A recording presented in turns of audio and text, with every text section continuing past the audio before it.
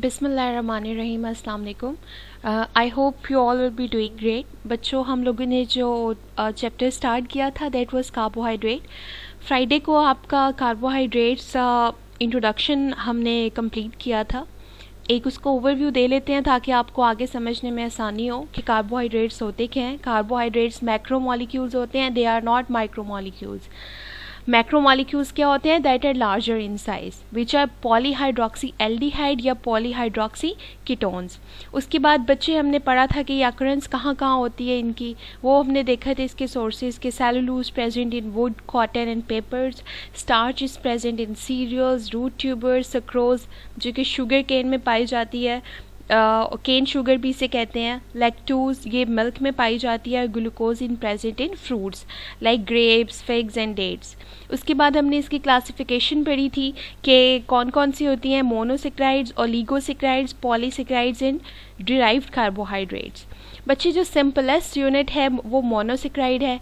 That is just like कि एक अगर ईंट हो और उन ईंटों को हम मिलाते जाएं तो जितनी ईंटें उसके अंदर ऐड होती जाएंगी दीवार में उतना वो एक कम्प्लेक्स स्ट्रक्चर बनता जाएगा। तो जो पहली ईंट है दैट इज़ अ मोनोसेक्राइड। ये इनका टेस्ट मीठा होता है। They can not be hydrolyse to simple units. Monosaccharides जो हैं वो सॉल्युबल होते हैं वाटर में। उसके अलावा नंबर ऑफ कार्बन एटम्स हमने देखा था कि इनकी रेशो क्या होती है, कार्बन, हाइड्रोजन और ऑक्सीजन की 1:2:1। तो वो कहते हैं जी अगर 3 कार्बन्स होंगी तो उसको हम ट्रायोस कहेंगे। आगे उनकी एग्जांपल थी। 4 होंगी तो टेट्रोस कहेंगे, 5 होंगी तो पेंटोस कहेंगे और 6 होंगी तो हेक्सोस कहेंगे। उसके बाद जी ग्लूकोज का उन्होंने एक्सप्लेन किया था। फिर ओलिगोसेक्राइड्स आ जाते हैं। अब एक चीज़ है जिसमें 2 से लेकर 10 तक हमारे पास मोनोमर्स हैं या मोनोसेक्राइड्स हैं, तो दैट इज़ नॉट सिंपल। हमारे पास oligosaccharides are not the simplest carbohydrates. They are less sweet in taste than monosaccharides. अब जैसे जैसे complexity बढ़ती जाएगी, जैसे जैसे monosaccharides का नंबर बढ़ता जाएगा, वैसे वैसे एक तो बच्चे उनकी solubility पानी में कम होती जाएगी और वैसे वैसे ही उनका टेस्ट जो है वो लेस स्वीट होता जाएगा।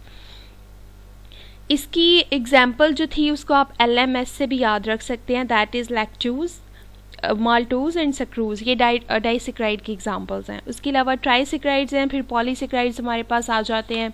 उनकी प्रॉपर्टीज़ हमने डिस्कस की थी। उनकी एग्जांपल में बच्चे हमारे पास था starch, glycogen, cellulose, agar, pectin and chitin. ये इसी स्लाइड में मैंने कुछ पिक्चर्स ऐड की हैं तो you will be more clear about कि what is glycogen, what is starch, cellulose, agar, pectin and chitin. अब पॉलीसेक्राइड्स फर्दर क्लासीफाई होता है बच्चे होमोपॉलीसेक्राइड्स में और हीट्रोपॉलीसेक्राइड्स में। सबसे पहले हम देखते हैं कि हमारे पास सब कॉमन कार्बोहाइड्रेट के सोर्सेज क्या हैं। तो ये बच्चे हमारे पास कॉमन कार्बोहाइड्रेट के सोर्सेज हैं जिसमें आपको ये बीटरूट नज़र आ रही होगी। उसके अलावा यहाँ पे हमारे पास है पीज़ हैं, उसके अलावा चेरी है, स्ट्रॉबेरी है, पीनट्स हैं, आमंड्स हैं, बनाना है। उसके अलावा हमारे पास जिसे आलूखते आम में छल्ली कहते हैं, राइस हैं, टोमेटोज़ हैं। ये सब क्या हैं? सोर्सेज ऑफ कार्बोहाइड्रेट्स हैं। ये आपको पता होना चाहिए, आपके वाइवा में पूछा जा सकता है कि most common sources of carbohydrates क्या हैं। इसमें पोटैटो भी है हमारे पास। तो these all are sources of carbohydrates. Further फिर हम देखते हैं क्लासिफिकेशन क्या होती है इनकी बच्चे पॉलीसेक्राइड्स की। तो they are of 2 types, homopolysaccharides and heteropolysaccharides. Homo का मतलब क्या होता है? होमो का मतलब होता है बच्चे same. Homo polysaccharides, homo mean same, polysaccharides mean sugar units. तो वो पॉलीसेक्राइड्स जिनमें सेम काइंड ऑफ मोनोसेक्राइड्स हों, those are called homopolysaccharides. And hetero mean different polysaccharides. तो वो पॉलीसेक्राइड्स जिनमें different kind of polysaccharides different kind के होंगे तो वो that would be heteropolysaccharides. Heteropolysaccharides further 2 में डिवाइड होता है, that is mucopolysaccharides and mucilage group. देखते हैं होमोपॉलीसेक्राइड क्या होता है। होमोपॉलीसेक्राइड्स are polysaccharides made up of the same kind of monosaccharide units. इसकी एग्जांपल में आता है स्टार्च, फिर आता है glycogen, cellulose and insulin. Hetero की एग्जांपल में बच्चे आता है कि डिपेंड करता है कि ये एनिमल सोर्स है इसका या प्लांट सोर्स है। अगर इसका एनिमल सोर्स होगा तो दैट विल बी म्यूकोपॉलीसेकेराइड्स और इसकी एग्जांपल होगी heparin. Heparin is a very famous anticoagulant agent. Anticoagulants ये हेपरिन ये आप लोग डिटेल में पढ़ चुके हैं आपके दूसरे सब्जेक्ट में। उसके अलावा जी mucilage group, agar, gum and pectin, ये हम देखते हैं ये क्या होते हैं। बच्चे जो इनका एक्सोस्केलेटन होता है ना सी एनिमल्स का या फंजाई की सेल वॉल होती है वो बनी हुई होती है हीटरोपॉलीसेकेराइड्स की।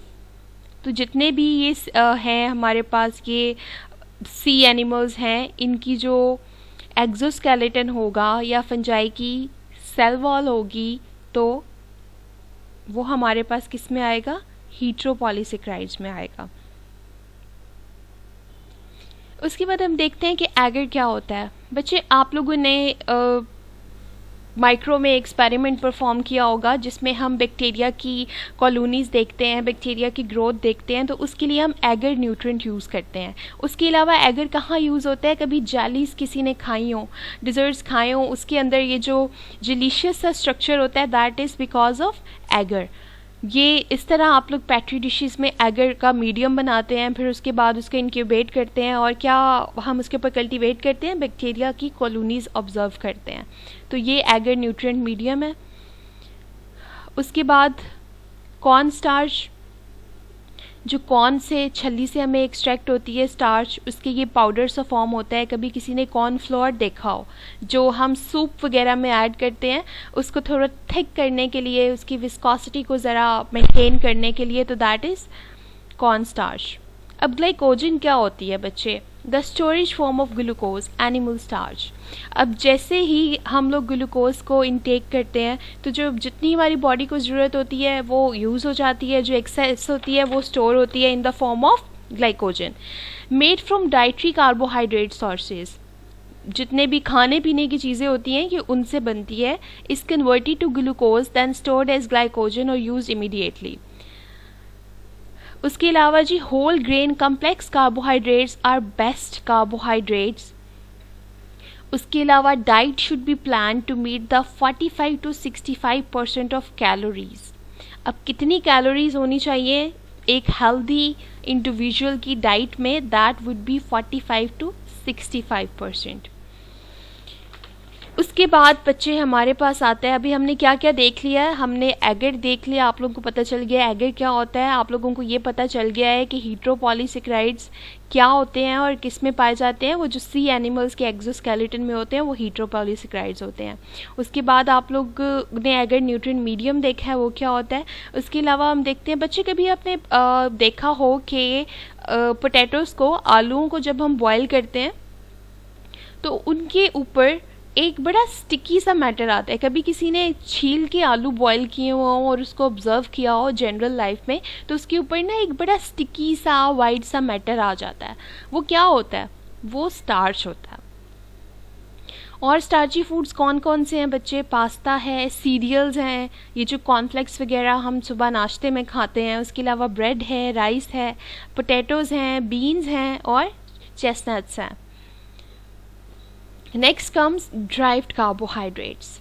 ड्राइव्ड कार्बोहाइड्रेट्स क्या होते हैं, derived carbohydrates are formed by various chemical changes. अगर हमारे पास जो पहले कार्बोहाइड्रेट्स हैं उनमें अगर हम चेंजेस कर दें, उनकी बॉन्डिंग में या उनके अंदर कोई स्ट्रक्चर निकाल दें या ऐड कर दें, तो हमारे पास ड्राइव्ड का मतलब होता है पहले मौजूद से निकला हुआ। ठीक है, एक से अगर हम दूसरी चीज़ निकाल लें या अखज़ करें तो that would be derived carbohydrates. क्या है इनकी इम्पोर्टेंस, ये simple sugars are main source of energy in the cell. जो हमें एनर्जी मिलती है वो इनसे मिलती है, डिराइव कार्बोहाइड्रेट से। Some carbohydrates form cell wall in plant cell and micro organisms like cellulose and chitin. ये हम देख चुके हैं पहले कि जो वो सी एनिमल्स होते हैं उनका एक्सोस्केलेटन बनता है। Carbohydrates combine with protein and lipids to form glycoproteins and glycolipids. अब कार्बोहाइड्रेट्स बच्चे क्या है, ग्लाइको यूनिट है, वो प्रोटीन के साथ मिलेगा तो दैट वुड बी ग्लाइकोप्रोटीन, वो लिपिड के साथ मिलेगा तो that would B glycolipids. Glycogen is a type of carbohydrate ना, तो वो जब भी उसका हम क्रॉस लिंक कराएंगे या उसको हम लोग रिएक्ट कराएंगे प्रोटीन से या लिपिड से, तो वो हमारे पास क्या आ जाएगा, ग्लाइकोप्रोटीन्स एंड ग्लाइकोलिपिड्स। और एक या दो सब्सटेंसेस मिलके क्या बनाते हैं, कॉन्जुगेट कंपाउंड्स बनाते हैं। तो इसको भी अपने नोट्स में हाईलाइट कर लें। These compounds form structure of extracellular, वही बात रिपीट हो रही है कि जी एनिमल और बैक्टीरियल सेल वॉल का एक्सोस्केलेटन बनाते हैं। Glucose is the sugar of blood and other body fluids. Sometimes ऐसा होता है कि वी फील डाउन, हमें ऐसे लग रहा होता है कि we are not having enough energy to work and etcetera, तो फ़ौरन से अगर ग्लूकोज का इंटेक किया जाए, प्योर फॉर्म में भी लोग ग्लूकोज इंटेक करते हैं, या समटाइम कोई ऐसा फूड इंटेक किया जाए जिसमें ग्लूकोज हो, तो आप फ़ौरन से इनरिच फील करते हैं एनर्जी में। तो glucose is the source of energy. Blood normally contains 60 to 90 mg per 100 ml। कितना बच्चे होता है नॉर्मली, कितना होता है 60 to 90 mg per 100 ml, लेकिन डायबिटिक पेशेंट्स जो होते हैं उनकी 1000 mg per 100 ml होती है। वो कहते हैं ना आपको शुगर हो गई है, वो शुगर बच्चे ये ग्लूकोज की वजह से ही होती है। जब हाई कंटेंट आपके ब्लड में पाया जा रहा हो तो that is sugar, diabetes. Blood sugar serves as number of purposes हैं उसके। क्या अल्लाह ताला ने कोई चीज़ ऐसे थोड़ी बनाई है, जब भी हमारी बॉडी में अगर एक चीज़ है, अगर हम किसी भी चीज़ का इंटेक कर रहे हैं तो ऑब्वियसली बॉडी को उसकी नीड है, तो वो नीड ग्लूकोज की क्या है हमारी बॉडी में। Glucose is converted to glycogen as we have already discussed in previous slides what is glycogen, उसका फंक्शन क्या होता है। तो ग्लूकोज जब हम इंटेक करते हैं, जितनी हमारी बॉडी को ज़रूरत होती है उतनी हम ले लेते हैं, और बाकी किस फॉर्म में स्टोर हो जाती है, ग्लाइकोजन की फॉर्म में स्टोर हो जाती है। और कहाँ पर होती है, लीवर एंड मसल्स में। जो स्टोर हाउस ऑफ ग्लूकोज हैं in the form of glycogen, वो कौन कौन से हैं, लीवर एंड मसल्स, ये भी आपको याद रहना चाहिए। Direct food for brain tissues, brains का जो न्यूरो ट्रांसमिशन होती है जिससे वो नर्व्स ट्रांसमिट करता है, उसको ऑब्वियसली एनर्जी चाहिए होती है। वो एनर्जी का सोर्स क्या होता है, that is glucose. Mammary gland convert it to lactose, milk sugar. इसके अलावा more than half of the total energy is provided by glucose, कि जितनी भी एनर्जी है उसमें से 50% एनर्जी हमें ग्लूकोज प्रोवाइड करता है। रेस्ट ऑफ द 50% जो है हम बाकी सोर्सेज से लेते हैं, जो दैट कुड इधर बी प्रोटीन, दैट कुड इधर बी लिपिड्स, और बाकी चीज़ें जो होती हैं, फाइबर होता है, उनकी भी एनर्जी होती है, मेटाबॉलिज्म फास्ट करता है, तो ये वाली सारी चीज़ें होती हैं। नेक्स्ट देखते हैं, नेक्स्ट है हमारे पास स्टार्च। स्टार्च बच्चे क्या होता है, स्टार्च में पहले बता चुकी हूँ कि इसका जो रिच सोर्स होता है वो हमारे पास पोटैटो होता है, कॉर्न होता है, व्हीट होता है। इसको कॉमनली क्या कहते हैं, अमाइलम। कॉर्न का बायोलॉजिकल नेम क्या है, जी मेज। इसकी फैमिली क्या है, ग्रामिनी। व्हीट ट्राइटियम एस्टिवम, फैमिली इसकी क्या है, ग्रामिनी। Potato solanum tuberosum, tuberous form होती है ना पोटैटो की। अगर पढ़ा रहे बहुत अरसे तक तो पोटैटो की ट्यूब्स सी बन जाती हैं, बड्स जिसे कहते हैं, बडिंग हो जाती है। किसी ने देखा है वो छोटी छोटी राउंड सी ट्यूबर्स हों, इसीलिए इसका नाम क्या रखा गया जी, सोलेनम ट्यूबरोसम। फैमिली इसकी है सोलेनेसी। Rice ओरिजा stevia. और इसके अलावा जी हमारे पास है प्रेपरेशन ऑफ मेज स्टार्च। मेज स्टार्च कैसे बनाते हैं, starch is prepared by soaking the corn grains in sulfurous acid solution for 2 to 3 days। Starch किस तरह बनती है बच्चे, उसको हम क्या करते हैं, हम छल्ली के दाने लेते हैं और उसको 2 से 3 दिन के लिए सल्फरस एसिड सोल्यूशन में सोक करके रखते हैं। कोई भी ऐसा acid solution that is rich in sulphur, उसमें हम इसको सॉक करके रखते हैं for how many days, for 2 to 3 days।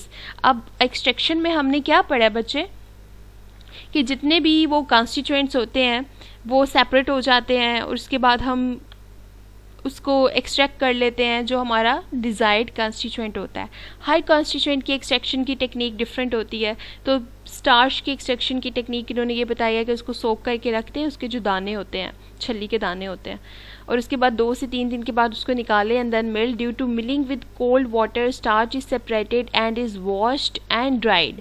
इसमें क्या होता है, स्टार्च सेपरेट हो जाती है, फिर हम इसको वॉश कर लेते हैं और ड्राई कर लेते हैं। इसकी केमिकल कंपोजिशन बच्चे 2 टाइप्स हैं स्टार्च की, अमाइलोज और अमाइलोपैक्टिन। अब पैक्टिन बच्चे, पैक्टिन अगर आपने देखते हैं कि रिच सोर्स ऑफ पैक्टिन क्या है, तो ये जो फ्रूट के जैम्स होते हैं और मामलेज वगैरह होते हैं जो उनके छिलकों से बने हुए होते हैं, ये सारे रिच सोर्स ऑफ पैक्टिन होते हैं। इसके अलावा इसके यूजेस क्या है, टैबलेट फिलर। अब जो हम टैबलेट्स लेते हैं ना, इसका मतलब ये नहीं होता कि उसमें सारे का सारा एक्टिव कॉन्स्टिट्यूएंट ही है, उसमें बाकी सारी बहुत सारे एक्सीपिएंट्स भी यूज़ होते हैं। ये फार्मास्यूटिक्स में आप लोगों ने पढ़े होंगे, excipient starch is a filler. Tablet binder, जो टैबलेट्स हैं बच्चे, अगर उनमें बाइंडर यूज़ ना किया हो तो वो क्या हो जाते हैं, क्रम्पल्ड हो जाती हैं, या वो क्या हो जाती है, उनकी फ्लेकिंग हो जाती है। तो ये क्या करता है, टैबलेट्स को जोड़ के रखता है। टैबलेट डिसइंटीग्रेंट, टैबलेट को जब हम कर लेते हैं, ऑरली ले लेते हैं, तो उसके बाद क्या होता है कि उसके कॉन्स्टिट्यूएंट को डिसइंटीग्रेट करने में भी ये मदद करता है। सोर्स ऑफ एनर्जी है, डिमल्सेंट है, प्रोटेक्टिव है, एब्जॉर्बेंट है और एंटीडोट है आयोडीन पॉइजनिंग का। Very important MCQ, very important short questions कि what is the antidote of iodine, so it is starch. शहद है बच्चे, इसके बाद शहद के तो यूजेस आप लोगों को पता होने चाहिए, बहुत कॉमनली हम यूज़ करते हैं, बहुत ज़्यादा कॉमन है, हमारे घरों में बहुत इस्तेमाल होता है, विंटर्स में ख़ास तौर पे बहुत इस्तेमाल होता है, तो इसके यूजेस तो आप लोगों को वैसे ही पता होने चाहिए। कहाँ से मिलता है बच्चे, ये हनी कॉम्ब से मिलता है, शहद की मक्खी के छत्ते से मिलता है। इसका नाम क्या है, एपिस मेलिफेरा है। इसकी फैमिली क्या है, एपिडी है। Honey is separated from the wax cells of honeycomb by expression, centrifugation और स्ट्रेनिंग। किसी बच्चे ने भी, बल्कि मोस्ट ऑफ देम या most of you, most of us, हम सब ने क्या किया होगा, इसको देखा होगा कि जी शहद कैसे निकलता है। उसका छत्ता होता है, उसमें से उसको निकाल रहे होते हैं, तो वो कौन कौन सी टेक्निक्स होती हैं, एक्सप्रेशन होती है, सेंट्रीफ्यूगेशन होती है या स्ट्रेनिंग होती है। ये हम सब ने देखा हुआ है, ये बहुत कॉमन है, ये हर किसी के ऑब्जर्वेशन में आया हुआ है कि शहद कैसे एक्सट्रैक्ट होता है जी। Honey is thick syrupy liquid, बहुत थिक सा होता है, light yellow to reddish brown colour होता है। जब फ्रेश हम उसको एक्सट्रैक्ट करते हैं तो वो लाइट येलो होता है, लेकिन with the passage of time क्या हो जाता है, उसका कलर रेडिश ब्राउन हो जाता है। Honey is sweet in taste, इसका टेस्ट कैसा होता है, बहुत मीठा होता है। It has characteristics. ओडर, इसकी बड़ी एक पर्टिकुलर सी, बड़ी प्लेजेंट सी बच्ची इसकी होती है, खुशबू होती है। इसकी केमिकल कंपोजिशन क्या होती है, ग्लूकोज। अब ये देखते जाएं कि इसमें है क्या क्या। शहद बच्चे शिफा है, मतलब सुन्नत भी है शहद का इस्तेमाल, इसमें शिफा भी है। इसमें क्या क्या चीज़ें आती हैं, glucose, that is the richest source of energy. और body can survive without glucose, glucose के बगैर हमारी बॉडी फंक्शन ही नहीं कर सकती। फ्रुक्टोज, वो वाली कार्बोहाइड्रेट्स जो प्रेजेंट होती हैं किसमें, फ्रूट्स में, वो शहद में भी प्रेजेंट है। Sucrose, dextrin, water, volatile oils and pigments. अब ये देखें कि जो इतनी सारी चीज़ें हैं वो एक शहद से हमें मिल रही हैं। फार्मास्यूटिकल एड क्या होता है, कुछ बहुत सारी चीज़ों में जो बच्चे एट द टाइम फार्मेसी में कुछ बच्चों के लिए मेडिसिन हो रही होती हैं यूज़, जिसके लिए हमें कोई ना कोई सॉल्वेंट चाहिए होता है कि वो बिटर टेस्ट को मास्क करने के लिए, तो वो भी यूज़ होता है। हनी न्यूट्रिएंट के तौर पे यूज़ होता है क्योंकि रिच सोर्स ऑफ एनर्जी है, इसमें तमाम किस्म की हमारे पास आ जाती हैं, शुगर्स आ जाती हैं। डिमल्सेंट है, फ्लेवरिंग एजेंट है, माइल्ड लेग्जेटिव है, नज़ला ज़ुकाम खांसी में यूज़ होता है क्योंकि it has demulcent effect, soothing effect है इसका।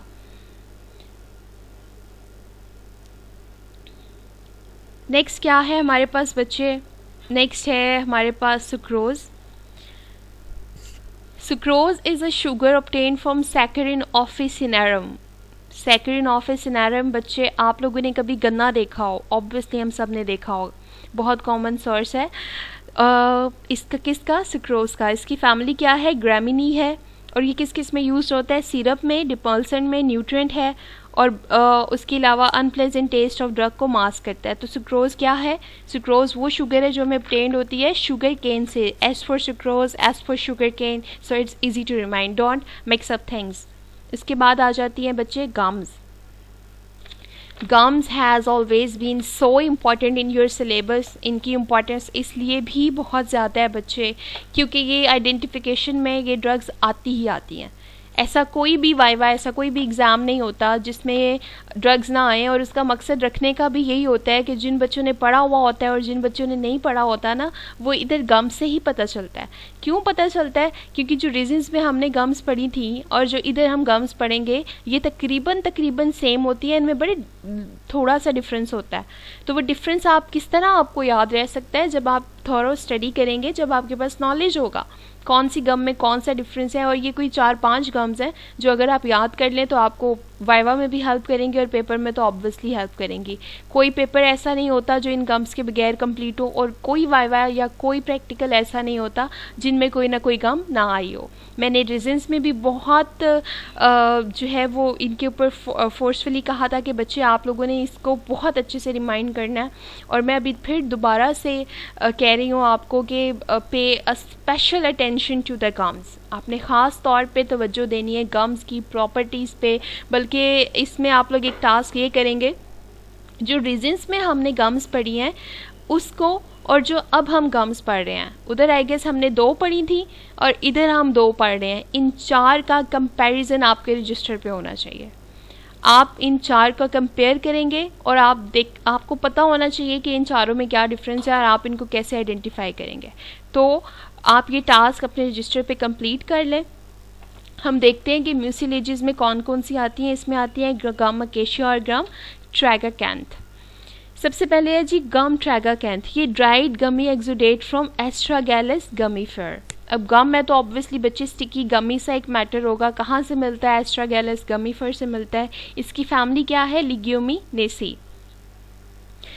इसके बाद कहते हैं इसकी डिस्ट्रीब्यूशन या हैबिटेट क्या है। बच्चे ये सीरिया, ईरान, ग्रीस, अफ़गानिस्तान और इराक में बहुत ज़्यादा पाई जाती है। और ये plants are thorny branching shrubs. क्या होते हैं कि इसकी जो जड़ें होती हैं और इसकी जो हमारे पास श्रब्स होती हैं वो जो एक झाड़ियों की तरह से दरख्त से निकल रही होती हैं, उसके ऊपर कांटे लगे हुए होते हैं और 1 मीटर तक हाई होती हैं। उसकी लेंथ क्या होती है?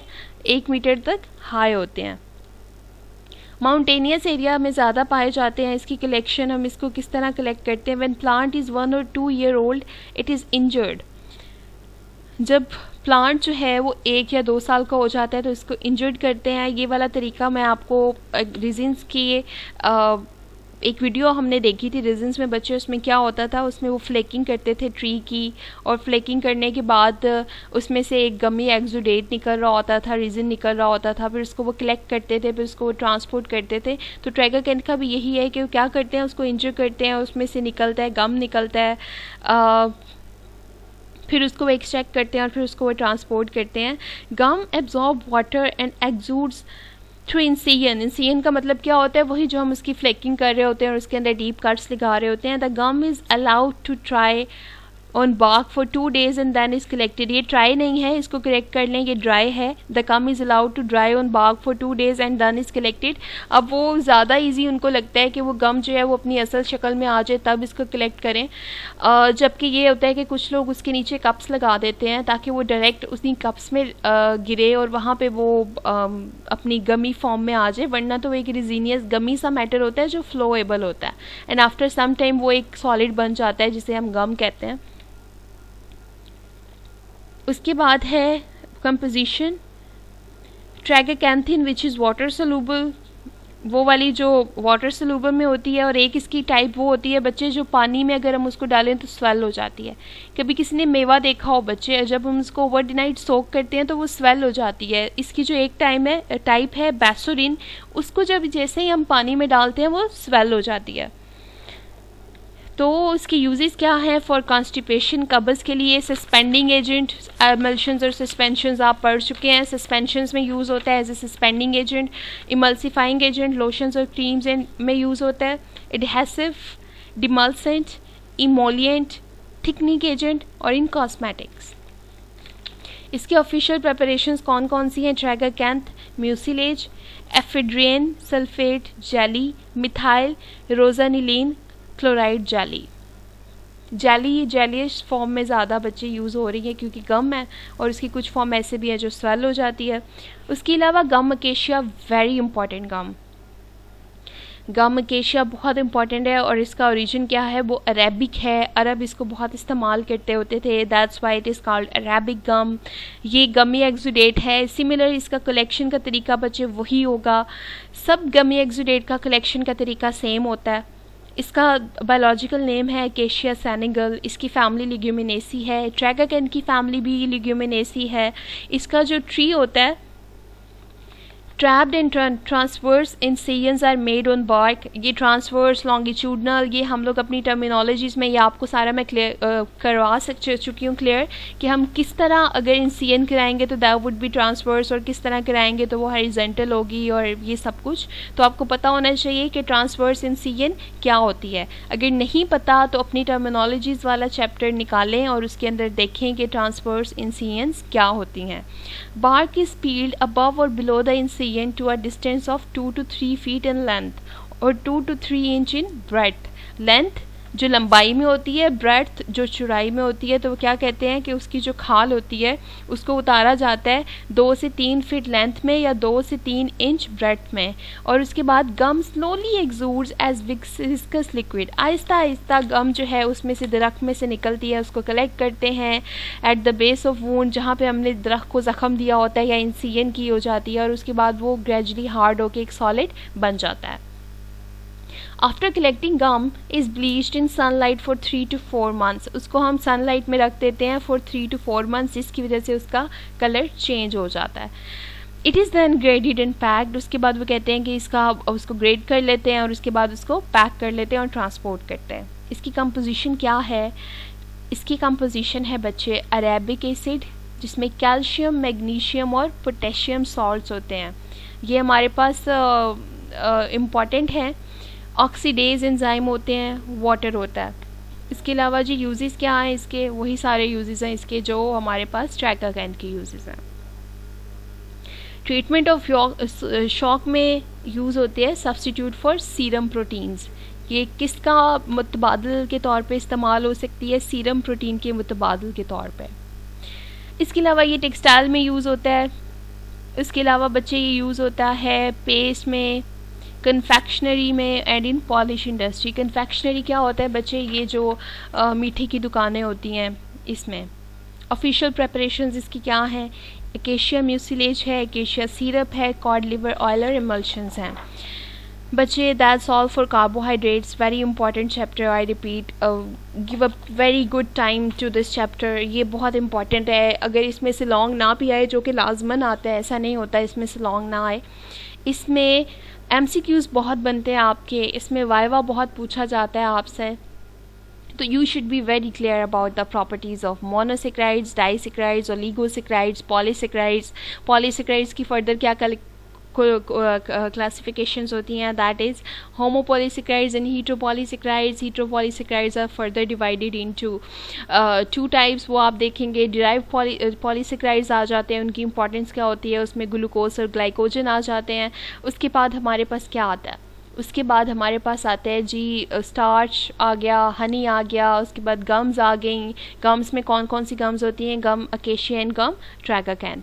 आपने जो टास्क करना है, आपका टास्क ये है कि आपने कंपेयर करना है गम्स को, जो रीजन्स की गम्स थी और ये गम्स थी पेज पे, एक ही बड़े से पेज पे ये 4 गम्स का कंपैरिजन होना चाहिए कि किसका टेस्ट कैसा है, किसकी यूज़ क्या है, दूसरे के यूज़ क्या है। कलेक्शन इनकी ऑलमोस्ट सेम है, लेकिन वो जो लेंथ है और ब्रेड्थ है वो आप देख लीजिएगा, लेकिन सबकी सेम है, कोई इसमें ख़ास डिफरेंस नहीं है। तो बेस्ट ऑफ लक। ये सारे काम आप लोगों ने बच्चे अपने कंप्लीट करने हैं। ऐसे मत समझिएगा कि आप लोग आएंगे तो लेम एक्सक्यूज़ेस बना लेंगे और आपका काम कंप्लीट नहीं होगा। तो आप लोगों को बच्चे मैं डेफिनेटली फिर मैं क्लास में नहीं बैठने दूंगी। अगर आप लोगों के ये सारे टास्क कंप्लीट नहीं होंगे तो you will not be allowed to sit in my class specially. Thank you so very much. Take care. अल्लाह हाफ़िज़।